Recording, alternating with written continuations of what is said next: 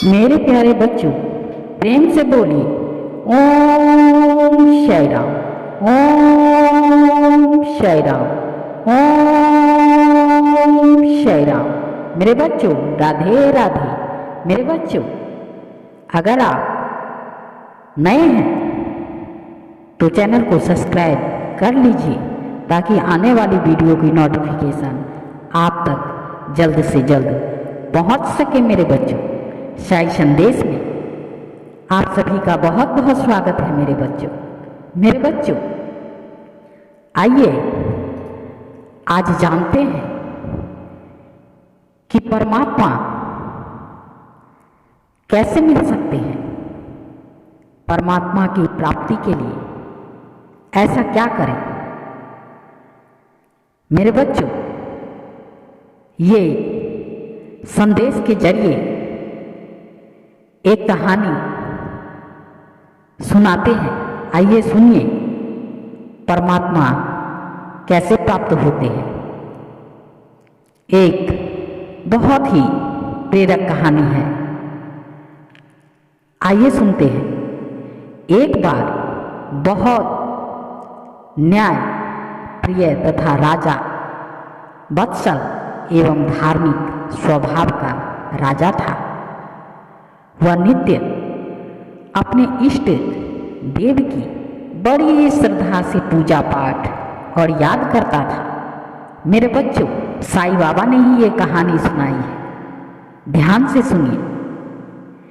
एक दिन इष्ट देव ने प्रसन्न होकर उसे दर्शन दिए तथा कहा, राजन, मैं तुमसे बहुत प्रसन्न हूं, बोलो तुम्हारी कोई इच्छा है तो। राजा पहले सोचने लगा। बहुत देर सोचने के बाद राजा बोला, प्रजा को चाहने वाला राजा बोला, भगवान, मेरे पास आपका दिया सब कुछ है। आपकी कृपा से राज्य में सब प्रकार सुख शांति है।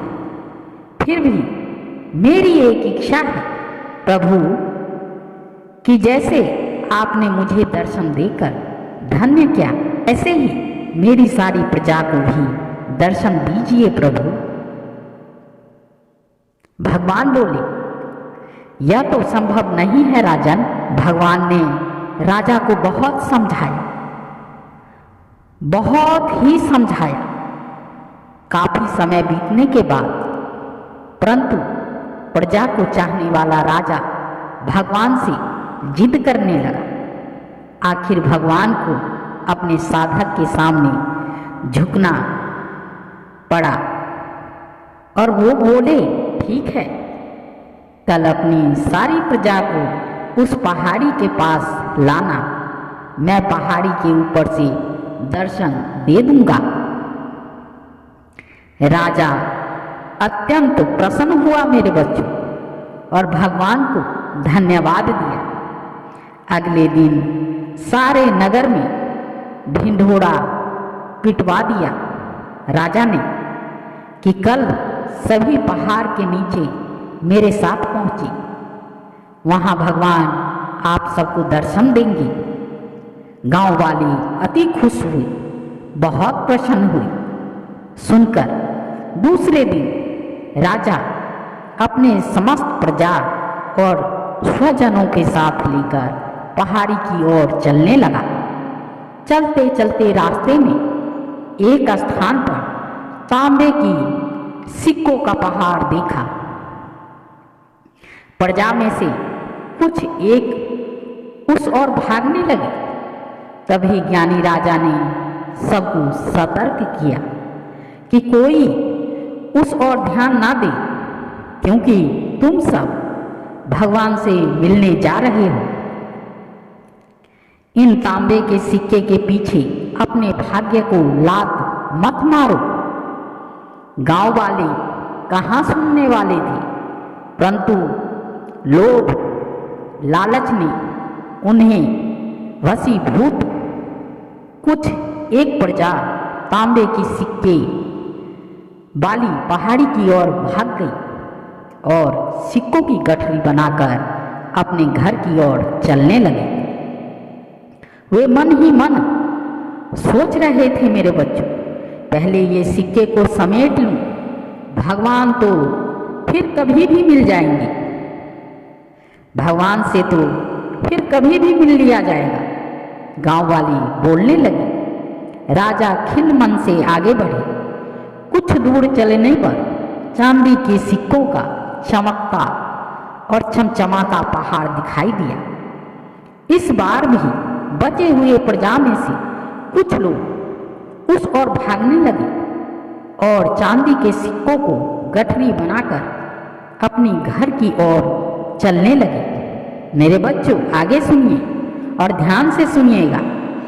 उनके मन से विचार चल रहा था कि ऐसा मौका बार बार नहीं मिलता।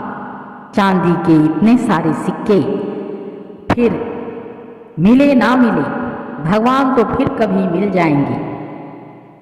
इसी प्रकार मेरे बच्चों, कुछ दूर और चलने पर सोने के सिक्कों का पहाड़ नजर आया। अब तो प्रियजनों और प्रजाजनों में से बचे हुए सारे लोग तथा राजा के स्वजन भी उस ओर भागने लगे।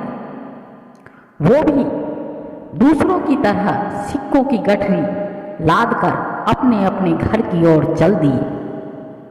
अब केवल राजा और रानी ही शेष रह गए थे। मेरे बच्चों, आगे सुनिए कहानी। राजा रानी से कहने लगे, देखो कितने लोभी ये लोग, भगवान से मिलने का महत्व ही नहीं जानते हैं। भगवान के सामने सारी दुनिया की दौलत क्या चीज है। सही बात है। रानी ने राजा की बात का समर्थन किया और वह आगे बढ़ने लगी। कुछ दूर चलने पर राजा और रानी ने देखा कि सप्तरंगी और सतरंगी आभा बिखरता हुआ हीरो का पहाड़ देखा।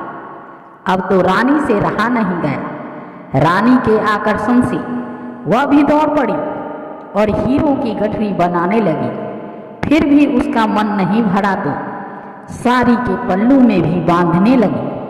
वजन के कारण रानी के वस्त्र देह से अलग हो गए, परंतु हीरो का तृष्णा अभी भी नहीं मिटा। यह देख राजा को अत्यंत गिलनी महसूस हुई और विरक्ति हुई। बड़े दुखद मन से राजा अकेले ही आगे बढ़ते गए। वहां सचमुच भगवान खड़े उसका इंतजार कर रहे थे। राजा को देखते ही भगवान मुस्कुराए और पूछा, कहाँ है तुम्हारी प्रजा और तुम्हारे प्रियजन? मैं तो कब से उनसे मिलने के लिए बेकरारी से उनका इंतजार कर रहा हूँ। राजा ने शर्म और आत्मा गलीन से अपना सर झुका दिया। तब भगवान ने राजा को समझाया, राजन, जो लोग भौतिक सांसारिक प्राप्ति को मुझसे अधिक मानते हैं, उन्हें कदाचित मेरी प्राप्ति नहीं होती और वह मेरे स्नेह तथा आशीर्वाद से भी वंचित रह जाते हैं।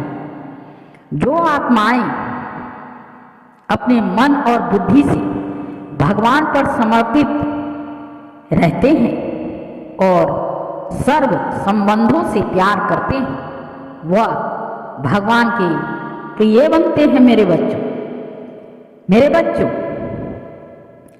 इसी के साथ आपको ये कहानी कैसी लगी? देखा कि भगवान कैसे प्राप्त होते हैं। लाखों में से कोई एक होता है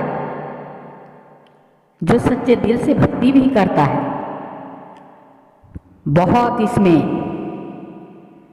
बहुत ज्यादा परेशानी, कठिनाइयां सहनी पड़ती है मेरे बच्चों। तो इसी के साथ प्रेम से बोलिए, ओम श्री राम, ओम श्री राम, ओम श्री राम। राधे राधे। धन्यवाद मेरे बच्चों।